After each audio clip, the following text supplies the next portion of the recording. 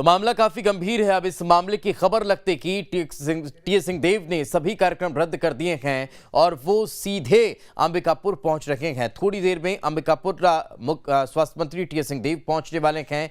दिल्ली से सीधे वे अंबिकापुर पहुंचने वाले हैं। आपको बता दें वे दिल्ली दौरे पर थे और अब इस मामले की जानकारी मिलने के बाद सीधे वे अंबिकापुर पहुंचने वाले हैं। विशेष विमान से वे अंबिकापुर पहुंच रहे हैं। अब से कुछ देर बाद उनके अंबिकापुर पहुंचने का कार्यक्रम है। तो छत्तीसगढ़ के स्वास्थ्य मंत्री टी.एस. सिंहदेव अपने दिल्ली दौरे पर थे और बच्चों की मौत की जानकारी मिलते ही, इस मामले की जानकारी मिलते ही वे सीधे अपने तमाम कार्यक्रम छोड़कर वापस पहुंच रहे हैं और अब से कुछ देर बाद वे पहुंचने वाले हैं। और ज्यादा जानकारी के साथ हमारे सहयोगी अंकुश हमारे साथ जुड़ गए। अंकुश, क्या ताजा जानकारी फिलहाल इस पूरे मामले को लेकर?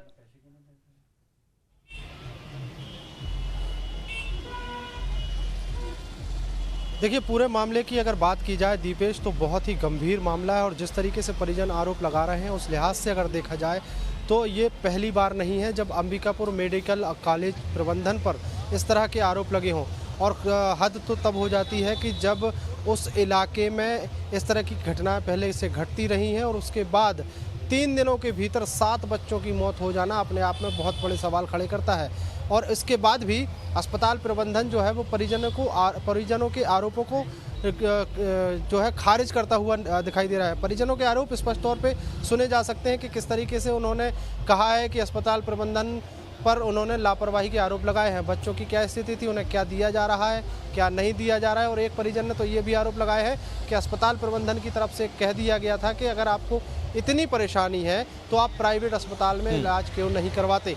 काफ़ी गंभीर ये विषय हो गया और गंभीर इसलिए हो गया है कि मेडिकल कॉलेज से जुड़ा हुआ विषय है। 7 बच्चों की मौत हुई और 7 बच्चों की मौत की खबर मिलने के बाद अब जो प्रदेश के स्वास्थ्य मंत्री हैं जो अंबिकापुर इलाके से ही आते हैं, वो दिल्ली दौरे पर थे। 2 दिनों का दिल्ली दौरा था उनका, लेकिन अचानक से आनन फानन में अब जब ये घटना की जानकारी लगी तो दिल्ली दौरे से सारे प्रोग्राम रद्द करने के बाद वो दिल्ली से एक विशेष विमान से उड़े हैं और कुछ ही समय बाद अंबिकापुर पहुंचने वाले हैं। और अंबिकापुर पहुंचने के बाद सबसे पहला उनका काम है कि वो मेडिकल कॉलेज पहुंचेंगे, अस्पताल प्रबंधन से मिलेंगे, परिजनों से मिलेंगे, तमाम हालातों का जायजा लेंगे। सबसे महत्वपूर्ण बात यह है कि वहां से अभी तक इस बात की पुख्ता जानकारी नहीं आई है कि बच्चों की मौत आखिर हुई कैसे।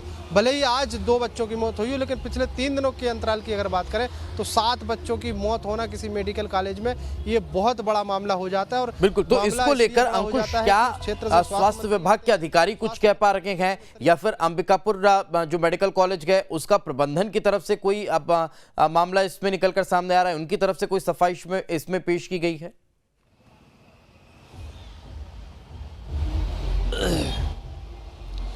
देखिए, प्रबंधन की तरफ से ये कह दिया गया है कि जिस बच्चे की मौत हुई है उसकी हालत बहुत ही नाजुक थी और इसकी जानकारी परिजनों को पहले से दे दी गई थी। स्थिति गंभीर है, ये परिजनों को बता दिया गया था। लेकिन अगर 3 दिनों के अंतराल की बात करें तो 7 बच्चों की जो मौत हुई है उससे सवाल खड़े होते हैं। फिलहाल जो अस्पताल प्रबंधन है, जो मेडिकल कॉलेज प्रबंधन है, उन्होंने स्पष्ट तौर पे कई आरोपों को खारिज भी किया। उन्होंने कहा कि 7 बच्चों की मौत नहीं हुई है, लेकिन जो परिजन है जिनके बच्चे उस जगह पर उस अस्पताल में भर्ती थे, उन्होंने हंगामेदार स्थिति वहाँ क्यों पैदा की, इस पर सवाल खड़े होते हैं। 2 दिनों से ये मामला चल रहा है। कल स्थिति ये थी कि बहुत सारे लोग इकट्ठे होकर मेडिकल कॉलेज पहुंचे हुए थे और उन्होंने हंगामेदार स्थिति पैदा करी। मामला यहाँ तक बढ़ा कि वहाँ पुलिस को मामला संभालना पड़ा, पुलिस को मोर्चा संभालना पड़ा। इस शायद यही कारण है कि अब घटनाक्रम जैसे जैसे बढ़ता हुआ नजर आया और ये रिपोर्ट जब स्वास्थ्य मंत्री तक पहुंची तो स्वास्थ्य मंत्री ने दिल्ली से अपने सारे दौरे के कार्यक्रम रद्द करके वापसी का प्लान बनाया और वो दिल्ली से सीधे अंबिकापुर एयरपोर्ट पहुंचेंगे और अंबिकापुर एयरपोर्ट से सीधे मेडिकल कॉलेज पहुंचने वाले हैं। दीपेश, बिल्कुल, लेकिन अंकुश एक सवाल यहाँ पर यह खड़ा होता है कि बताया जा रहा है कि कई अलग अलग जिलों के बच्चे यहाँ पर भर्ती थे। सवाल यह है कि ये सारे बच्चे जो हैं जिनकी डेथ हुई है, ये सरगुजा संभाग के ही थे या दूसरे संभाग से भी यहाँ पर इलाज कराने के लिए लोग पहुंचते हैं?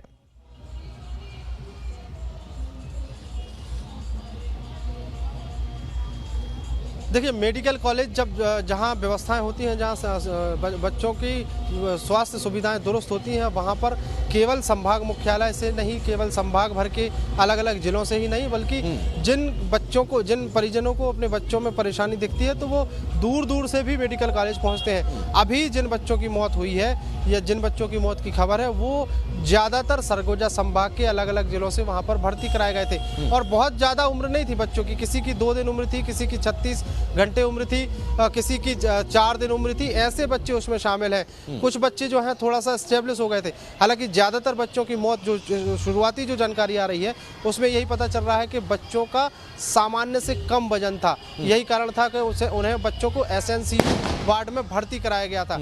अब जांच का विषय है, स्वास्थ्य मंत्री पहुंचेंगे, निश्चित तौर पर पूरे मामले में जांच होगी, कार्रवाइयां भी होगी, लेकिन 7 बच्चों की जान जा चुकी है दीपेश, ये सबसे बड़ा सवाल बिल्कुल सबसे बड़ा सवाल है। और सरगुजा संभाग का अंबिकापुर मेडिकल कॉलेज, जिस क्षेत्र से स्वास्थ्य मंत्री स्वयं आते हैं, वहां पर अगर इस तरह के आरोप लग रहे हैं तब फिर कई और गंभीर सवाल खड़े होते हैं। बहुत बहुत शुक्रिया इस तमाम जानकारी के लिए।